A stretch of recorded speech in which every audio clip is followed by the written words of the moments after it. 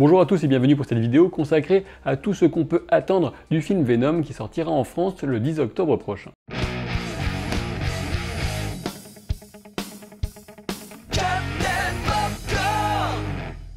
Mais avant toute chose, je tenais à vous remercier pour ceci, le trophée des 100 000 abonnés YouTube. Et s'il est ici entre mes mains, c'est évidemment grâce à vous. Vous avez été nombreux et fidèles à arriver dès le lancement de la chaîne. J'espère que cette belle aventure continuera longtemps. Et si je me tiens de façon un petit peu monolithique, de façon un peu ridicule, c'est parce que j'ai peur de vous éblouir avec le reflet de ma lumière dans le petit miroir qui est maintenant sur le bouton play du trophée. Du coup, je passe à la suite. Je dois bien dire que Venom, pour moi, ce n'est pas rien, puisqu'il a été l'un des chocs de mon adolescence de lecteur occasionnel de comics. Et oui, c'est aux alentours de 1990 ou 91 que j'avais acheté le récit complet Marvel, intitulé Venom, avec David Michelinie au scénario et les illustrations du génial Todd McFarlane. Comme toujours, je préfère vous prévenir, si vous faites partie de celles et ceux qui ne voulaient rien savoir du film avant de le voir en salle, eh bien forcément ce type de vidéo n'est pas fait pour vous, sachant qu'il y aura de potentiels spoilers en fonction de ce que je pourrais un petit peu deviner de l'intrigue sur la base de la bande-annonce et des inspirations qu'on connaît pour le film. Si Venom a rencontré un tel succès auprès du public, c'est d'abord, je pense, parce qu'il fait partie des rares personnages vraiment effrayants de l'univers Marvel. Aussi bien son design que son comportement expriment la violence, la folie, à tel point qu'on le dirait plus sorti d'un film d'horreur que de l'univers Marvel. Le grand succès public du personnage a fini par faire de lui un anti-héros, et c'est cette version que le film va nous proposer, avec Tom Hardy dans le rôle d'Eddie Brock. De toute évidence, ce film va notamment nous raconter les origines du personnage de Venom, et déjà on remarque aussi bien des similitudes que des différences avec l'origine des comics. Comme dans les comics, le symbiote est d'origine extraterrestre, comme on le constate dans les opérations de récupération de cette matière dans des cylindres, alors que les équipes étudient la carcasse de ce qui ressemble à un vaisseau spatial de construction humaine qui s'est écrasé sur Terre. L'énorme différence en revanche, c'est qu'a priori, le symbiote ne passera jamais par la première case Peter Parker.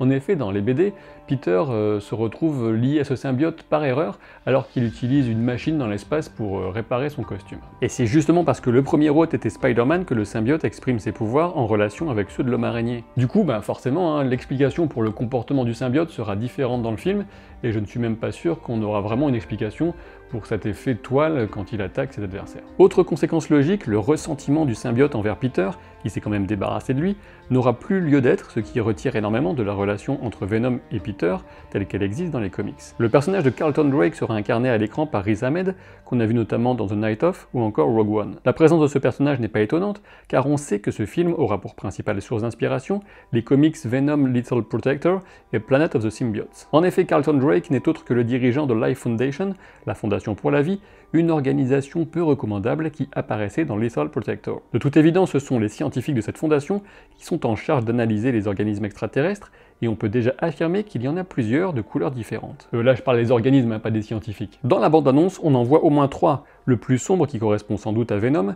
le bleuté qu'on voit dans le camion et celui avec des traces de couleur jaune qu'on aperçoit dans un laboratoire. Encore une fois, on sent l'influence de Lethal Protector, une histoire dans laquelle Venom et Spider-Man font alliance pour vaincre 5 symbiotes. D'ailleurs, j'en profite pour revenir sur la question de la présence ou de l'absence de Spider-Man dans ce film, et d'après les propos de Kevin Feige, le boss du MCU, le Marvel Cinematic Universe, Spider-Man ne devrait pas être dans ce film.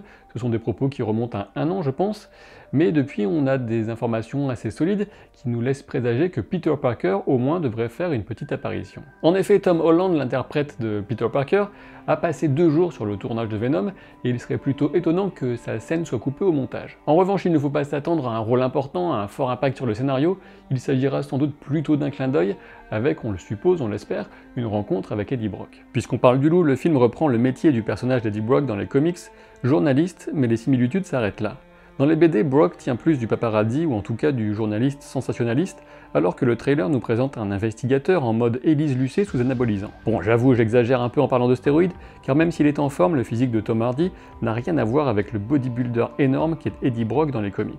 Il faut d'ailleurs savoir que c'est la force physique du personnage en version purement humaine qui explique pourquoi dans les comics, il devient plus fort que Peter Parker lorsqu'il est associé au symbiote. Ce métier d'investigateur sera essentiel à l'histoire à plusieurs niveaux. Déjà, on comprend qu'Eddie Brock va pousser loin son interview de Drake suite aux allégations inquiétantes qui semblent exister quant aux pratiques de la Fondation et notamment la mort de certains cobayes humains. Ensuite, on apprend que la femme de Brock travaille dans une entreprise qui collabore avec la Fondation pour la vie, De toute évidence, Eddie n'a pas l'intention de ménager Carlton Drake pour autant. Enfin, une des scientifiques de la Fondation qu'on aperçoit clairement dans l'équipe de Drake est une donneuse d'alerte qui se tournera vers Brock pour tenter de faire éclater la vérité. Elle l'approche incognito par peur des représailles dont Drake semble plus que capable. C'est cette source d'information qui devrait pousser Brock à s'introduire dans les locaux de la Fondation la nuit, là où il entrera en contact avec le symbiote. Le trailer semble nous montrer que c'est cette femme enfermée qui transmettra le symbiote à Brock, peut-être que le symbiote qu'elle porte elle-même est en cours d'autoreproduction et a besoin d'un hôte, ou alors il va quitter entièrement le corps de la femme en lui préférant celui de Brock. Difficile de savoir combien de symbiotes seront actifs dans le film. On nous montre 3 personnes en plus d'Eddie Brock, l'homme mince aux cheveux longs, un homme afro-américain et cette femme brune. Si on s'amuse à trouver des équivalences dans les comics, il pourrait s'agir de Phage pour l'homme aux cheveux longs, un symbiote qui a la particularité de créer des lames avec ses excroissances. L'afro-américain pourrait éventuellement recevoir le symbiote bleuté et devenir Riot, qui produit des armes contondantes au bout de ses bras, comme des masses ou des marteaux géants par exemple. Quant à la femme, si elle reste porteuse d'un symbiote, il pourrait éventuellement s'agir de Scream, capable de produire une attaque sonique, qui blesse les autres symbiotes, ou encore d'Agony, capable de cracher de l'acide. Et pour compléter le tableau, il existe aussi un lâcheur dont la particularité est de produire des tentacules qui emprisonnent et fouettent ses victimes. Pour la petite histoire, sachez que les 5 noms que je viens de vous citer n'apparaissent pas de base dans le comics Lethal Protector. En effet, ils ont été inventés ensuite par les fans, et du coup il serait assez étonnant qu'ils soient utilisés dans le film, à moins qu'il le soit justement comme un clin d'œil. Pour en revenir au trailer, on peut apprécier enfin le jeu de Tom Hardy confronté aux premiers symptômes et qui commence à entendre la voix du symbiote dans sa tête. L'effet est bien rendu de mon point de vue, surtout la tonalité râpeuse de la voix qu'on pourrait qualifier de démoniaque. Évidemment, on reste dans un film de super-héros et on attend des scènes d'action. Le symbiote prend le dessus et défend son hôte contre les mercenaires engagés par Drake pour récupérer cette drôle de vie extraterrestre. On aura le droit aux bagarres mais aussi aux courses-poursuites avec une scène qui nous montre déjà l'intelligence et la connaissance que le symbiote va piocher dans le cerveau de Brock en comprenant que tourner brutalement les volants des voitures permettra de s'en débarrasser. Et les prouesses physiques de Brock s'expriment même quand le symbiote ne le recouvre pas entièrement, puisqu'il s'avère capable de briser un tronc d'arbre en le percutant. Ce que je vous déconseille vraiment de tenter de votre côté, ou en tout cas si vous le faites, prenez vraiment beaucoup d'élan. Le conflit intérieur très littéral de Brock nous est illustré alors qu'il négocie avec le parasite et lui propose de ne rester que s'il s'attaque aux méchants. Toutefois, dans la chronologie du film, il me semble clair que cette scène n'arrive qu'après celle de la voiture. En effet, Eddie porte alors le même sweatshirt bien dégueu et le symbiote lui fait une belle démonstration du contrôle qu'il a sur son corps. De toute évidence, toute la course-poursuite et le saut en moto font partie de la même longue portion du film, toujours en se basant sur le sweatshirt. Et c'est sans doute le final de la séquence qu'on découvre quand le chef des mercenaires approche d'un Brock au sol qui se transforme alors totalement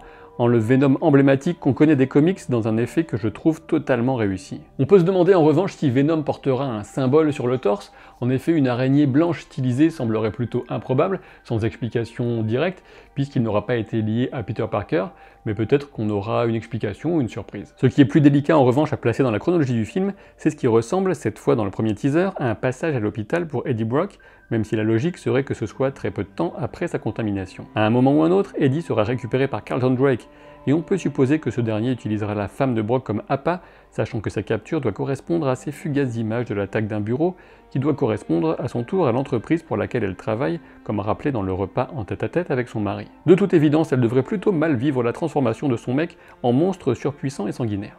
Pour l'instant, aucune séquence, aucune image d'un combat entre Venom et d'autres symbiotes n'a été révélée, et c'est tant mieux, mais il ne fait aucun doute que cela surviendra dans le film, et puis la grande question, ça reste celle de Carnage. Si vous le découvrez, sachez que Carnage, c'est un peu une sorte de Venom en pire, et dans les comics, il s'agit d'un symbiote qui est produit par celui de Venom, il est en quelque sorte son enfant. Et Carnage, on devrait le voir puisque Tom Hardy a partagé une image qui laisserait supposer la présence du personnage dans le film avant de la supprimer de ses réseaux sociaux. Selon les informations très parcellaires dont on dispose actuellement, Cletus Kasady, le nom civil de Carnage, devrait être teasé en fin de film, et ce serait carrément Woody Harrelson qu'on retrouverait dans le rôle de ce tueur psychopathe si on en croit les rumeurs. Et maintenant, on ne peut qu'espérer que ce film tiendra ses promesses. Il n'a pas encore été classifié en termes de limite d'âge pour l'instant, et du coup on ne sait pas à quel point il sera notamment violent. Ceci dit, la violence graphique n'est pas forcément nécessaire pour qu'il soit réussi, bien entendu, même si elle semble inévitable si on suit les tendances de Venom, et davantage encore si le sanguinaire Carnage y est introduit. Que vous me découvriez ou pas d'ailleurs avec cette vidéo, je vous invite à vous abonner à la chaîne, à activer les notifications pour ne rien rater de tout ce que je vous prépare de mirifique, oui j'utilise de vieux mots, et puis aussi laisser un pouce en l'air si ça vous a plu. Je vous dis à très vite pour de nouvelles aventures. Salut!